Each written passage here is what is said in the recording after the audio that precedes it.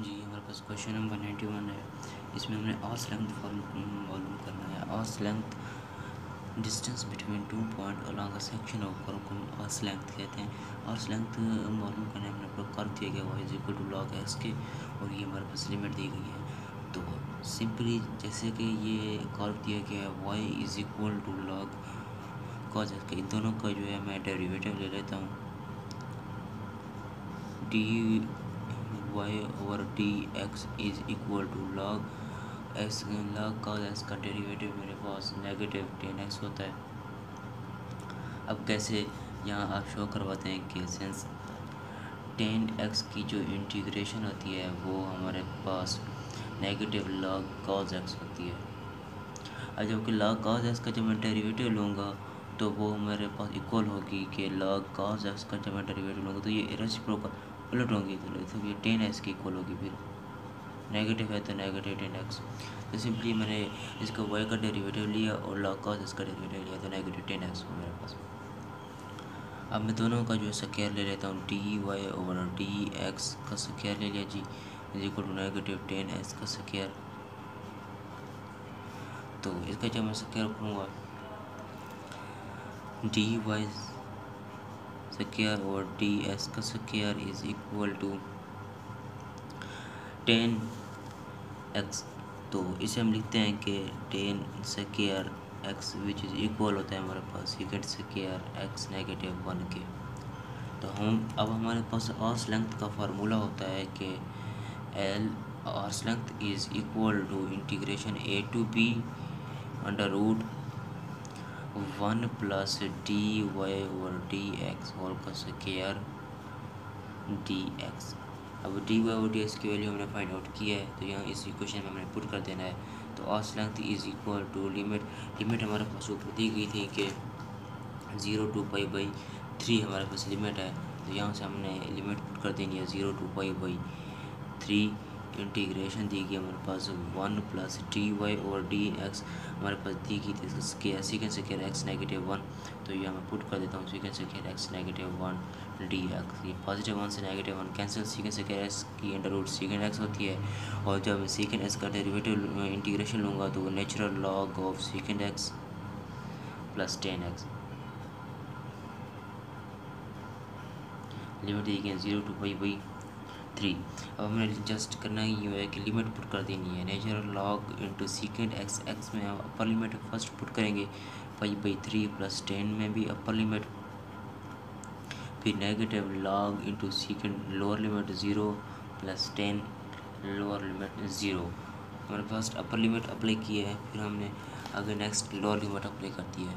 उसके बाद natural log of सीकेंड π/3, तो ये 2 के इक्वल होता है सेकेंड π/3 प्लस 10 π/3, ये 3 अंडर रूट के इक्वल होता है। नेगेटिव लॉग सीकेंड यानी cos 0 तो वो 1 के इक्वल होता है, प्लस 10 0 0 के इक्वल होता है, is equal to natural log into 2 plus 3 under root के इक्वल होगा। जी हमारे पास आंसर है आर्स लेंथ का।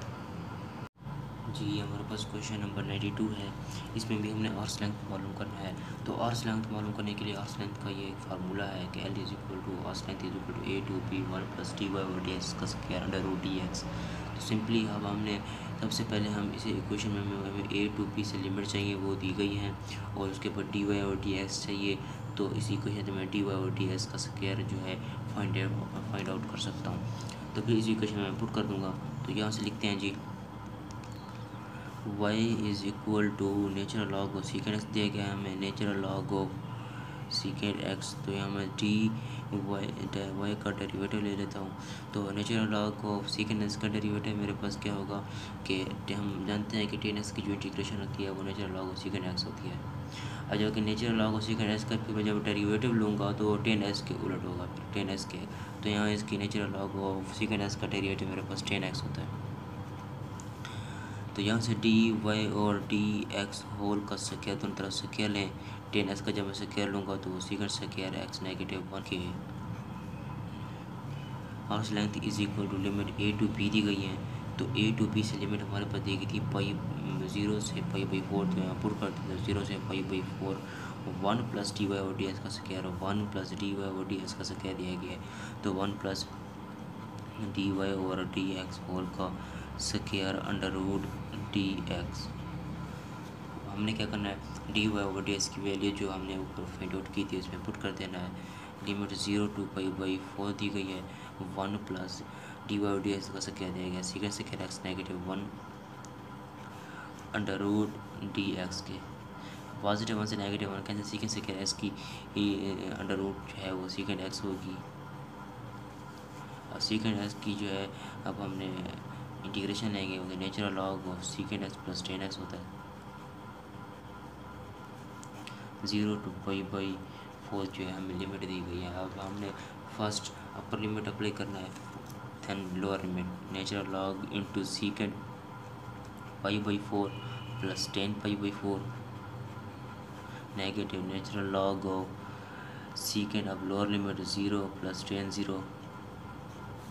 अब देखें नेचुरल लॉग ऑफ सेकेंड यानी cos π/4 होता है तो 1/2 के इक्वल है, तो ये उलट है तो 2 प्लस 10π/4 1 के।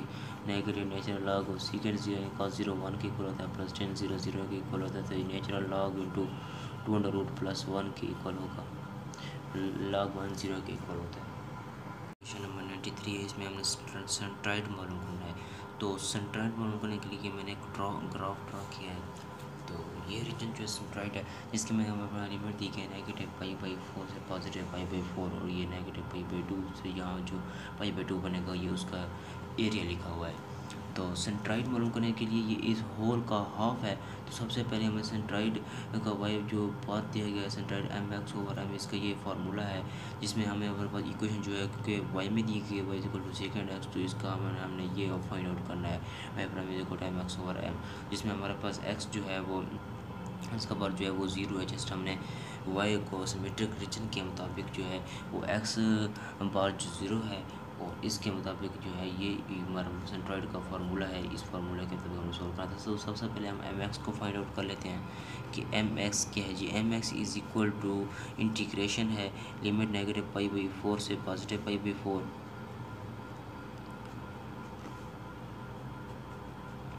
और उसके बाद हमने सेंट्राइड में ये एरिया जो सेंट्राइड का बना हुआ है हाफ है, तो सेकेंड एक्स का क्या रहेगा, इसको हाफ बनेगा 1/2 सेकेंड एक्स डी एक्स। तो अब मैं इसको लिखता हूँ कि 1/2 कांस्टेंट है, इसलिए इसे मैं बाहर लिख लेता हूँ। इंटीग्रेशन नेगेटिव π/4 से पॉजिटिव π/4 सेकेंड स्क्वायर एक्स को मैं वैसे लिख देता हूँ is equal to 1/2 secant square x की इंटीग्रेशन मेरे पास 10x होती है, और लिमिट दी गई नेगेटिव π/4 से पॉजिटिव π/4। तो अब मैं अपर लिमिट इसमें फर्स्ट अप्लाई करता हूँ कि 1/2 10 π/4 negative 10 negative π/4, lower limit apply हो गई। उसके बाद 1/2 10 π/4 हमारे पास किसके इक्वल होता है 1 के, और नेगेटिव नेगेटिव पॉजिटिव 10 π/4 ये भी 1 के इक्वल होता है, ये इक्वेशन जो है 1 के इक्वल होगी। फिर उसके बाद हमें mx फाइंड आउट कर लिया। mx फाइंड आउट कर एक इस तरह किया कि 1/2 हाफ लिया है, उसके बाद सेकेंड एक्स को हमने डबल लिखा है ताकि इसका जो सेंट्रॉइड एरिया जो है हम फाइंड आउट कर सकें, ये इस फार्मूले के मुताबिक। और उसके बाद जो है हमने m की वैल्यू फाइंड आउट करनी है। m जो लिखते वक्त हम नेगेटिव π/4 लिमिट लिखते हैं, उसके बाद π/4 ये m जो है हम फाइंड आउट कर रहे हैं। इसमें जस्ट सेकेंड एक्स को लेंगे, सेकेंड एक्स डी एक्स, जब इसकी इंटीग्रेशन में लूँगा तो वो मेरे पास इक्वल होगी सेकेंड एक्स की integration natural log of second x plus 10x होती है। लिमिट दी गई है नेगेटिव π/4 से पॉजिटिव π/4। अब हम क्या करना है, जस्ट लिमिट अप्लाई करते हैं। Natural log of second x जो होता है वो हमारे पास first upper limit π/4 plus 10 π/4 negative natural log of second negative π/4 plus 10 negative π/4। देखें नेचुरल लॉग इंटू सेकेंड π/4 यानी cos π/4 है तो ये 1/2 के इक्वल, तो सेकेंड उसका उलट है तो ये 2 के इक्वल होगा। फिर 10 π/4 1 के नेचुरल लॉग इंटू सेकेंड के साथ जब नेगेटिव होता है सेकेंड या cos के साथ वो ऑलवेज पॉजिटिव होता है, तो ये 2 के इक्वल होगा। फिर नेगेटिव 10 π/4 नेगेटिव 1 के इक्वल होता है। अब इसको मज़ीद हमने अब सॉल्व करना है। तो नेचुरल लॉग इंटू 2√+1 इसे मैं लिख सकता हूँ लॉग की प्रॉपर्टी के मुताबिक 2 को -1 को बटे के नीचे और इसको 2 जब मैं इसका मल्टीप्लाई करूँगा इसको 2√+1 ओवर 2√-1 को मैं इसकी अपोजिट से मल्टीप्लाई कर देता हूँ 2√+1 से 2√+1 से मल्टीप्लाई कर देता हूँ। अब इक्वेशन जो ऊपर मेरे पास से बनेगी इसको सिंप्लीफाई करने से 2√+1 का स्क्वायर जब मैं उसका स्क्वायर खोलूँगा तो उसका स्क्वायर मेरे पास बनेगा 2√+3 और नीचे जो इसका जब मैं स्क्वायर लूँगा तो उसका स्क्वायर जो है मेरे पास 2 का स्क्वायर 2 -1 का स्क्वायर 2 में -1 तो 1 लिखने की ज़रूरत नहीं है। तो ये हमने एम फाइंड आउट कर लिया। हमारे पास फार्मूला था कि y bar is equal to mx over m के। तो mx की वैल्यू हमने ऊपर फाइंड आउट की थी वो 1 थी और m की वैल्यू हमने ये फाइंड आउट की है कि 2 × 2√+3। जी ये मेरे पास आंसर है। राइट फार्मूला यूज़ करना बिल्कुल 93 की क्वेश्चन की तरह है कि centroid of the region that is bounded by the x axis कि सेंट्राइड बना हुआ है हमारे पास एक एक्स एक्सिस पर, उसमें हमारे पास एक कर्व है y is equal to cosecant x. ये कर्व ड्रा किया है मैंने y is equal to cosecant x का। और उसके बाद उसने क्या है कि लाइंस यानी लिमिट जो दी की है वो π/6 से π5/6 तक है और इसके दरमियान वाला जो सेंटर है जो एक्स एक्सिस पर है वो π/2। इसके नेक्स्ट स्टेप होगा वो पाई का होगा।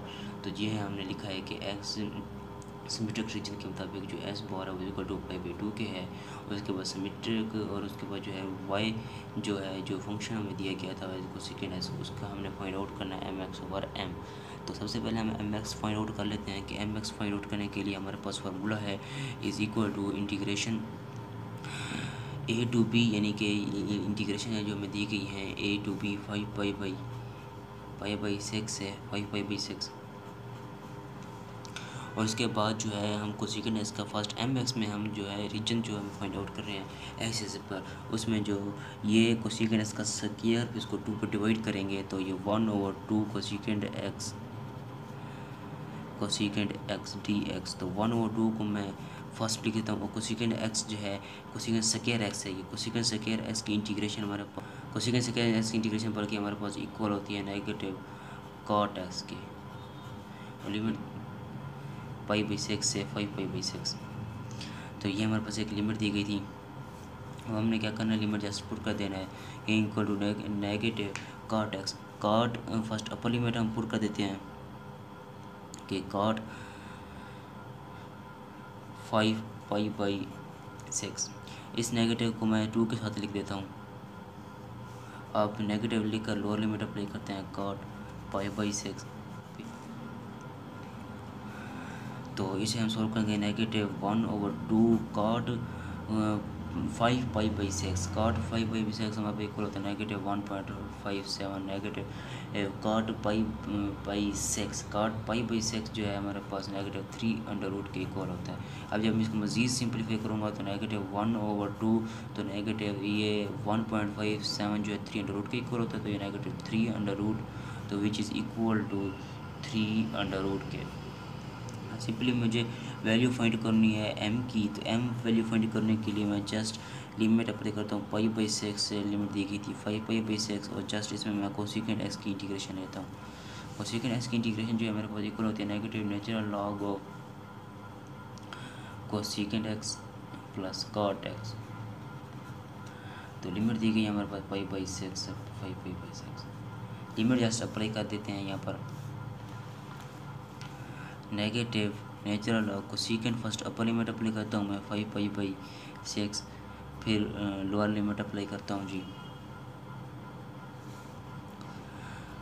कॉट अपर लिमिट इसकी रहती है कॉट π/6 की। तो फर्स्ट π/6 नेगेटिव लिख कर फिर lower limit cosecant π/6 plus cot π/6 ये जी हमने लोअर लिमिट अप्लाई कर दिया। उसके बाद negative natural log of cosecant π/6 है। तो कोसेकेंड ये इसको मैं अंडर रूट में लिख देता हूँ कि नेगेटिव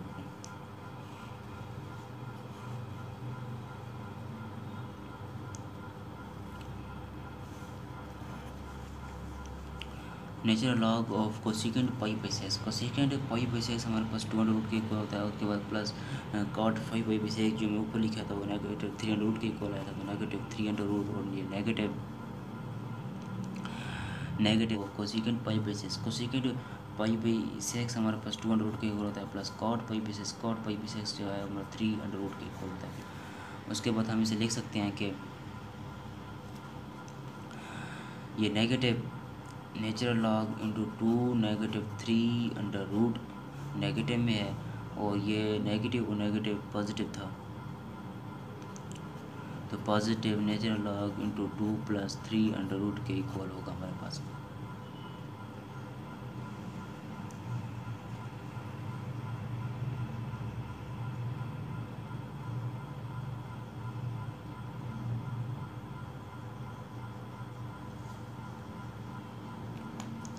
अब हमने करना ही हुआ है कि जो लिमिट हमारे पास दी गई है इसमें कुछ इस तरह से लिख सकता हूँ कि log 2, इसको फर्स्ट लिखता हूँ कि log 2 प्लस 3 अंडर रूट, उसके बाद नेगेटिव लॉग की प्रॉपर्टी होती है कि नेगेटिव वाला हम बटर के नीचे लिखते हैं, और उसके बाद इसका जब हम स्क्वायर लेंगे मल्टीप्लाई करेंगे इसके 2 नेगेटिव 3 अंडर रूट अपोजिट से, इंटू नेगेटिव है तो ये पॉजिटिव, तो इक्वल होगा natural log into 2 plus 3 under root whole का स्क्वायर डिवाइडेड बाई 2 का स्क्वायर नेगेटिव 3 अंडर रूट का भी स्क्वायर, ऐसे मैं लिख सकता हूँ।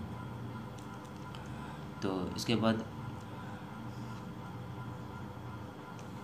नेचुरल लॉग, ये लॉग की प्रॉपर्टी है कि ये इसे हम फर्स्ट के तौर पर लिखते हैं, तो 2 natural log into 2 plus 3 under root 2 को फर्स्ट लिखेंगे, और उसके बाद नीचे में 2 टू द 4 में जब एक सेपरेट करेंगे तो वो 1 के इक्वल आता है। तो ये हमारे पास m का फार्मूला, m की वैल्यू फाइंड आउट किया। आप हम जानते हैं कि जो y बार था is equal to m x, हमारे पास जो फार्मूला था स्ट्राइड का वो m के इक्वल था, तो एम एक्स की वैल्यू हमने ऊपर फाइंड आउट की थी वो 3 अंडर रूट थी, और नीचे हमने y की m की वैल्यू फाइंड आउट किया तो वो इक्वल है 2 natural log of 2 plus 3 under root के।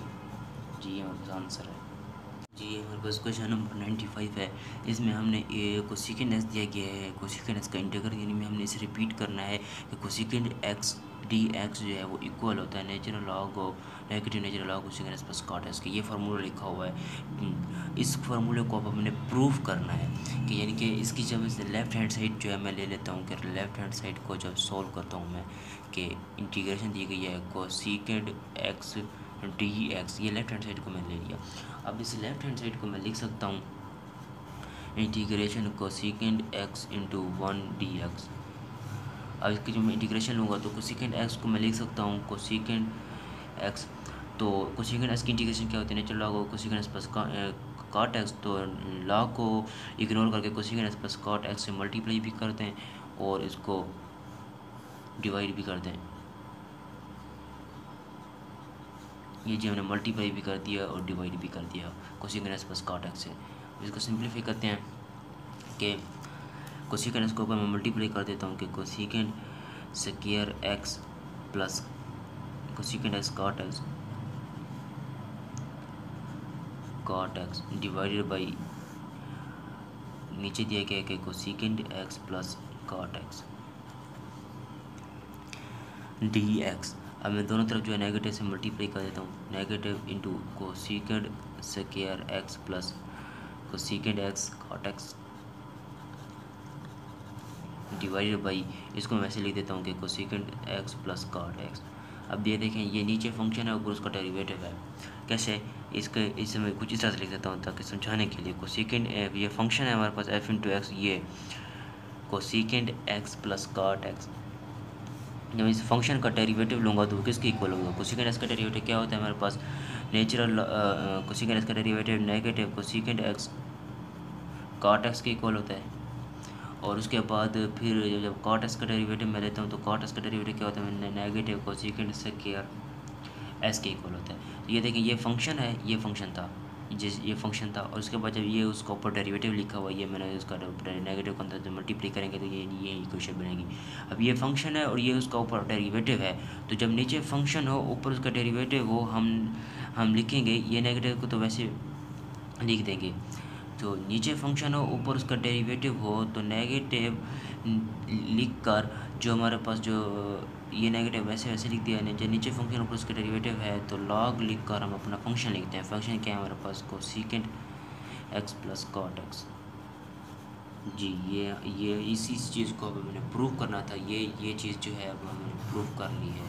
यही चीज़ जो है हमारे पास ऊपर इस चीज़ की इक्वल आई थी, तो हमने प्रूव कर दिया, बस इतना ही करना।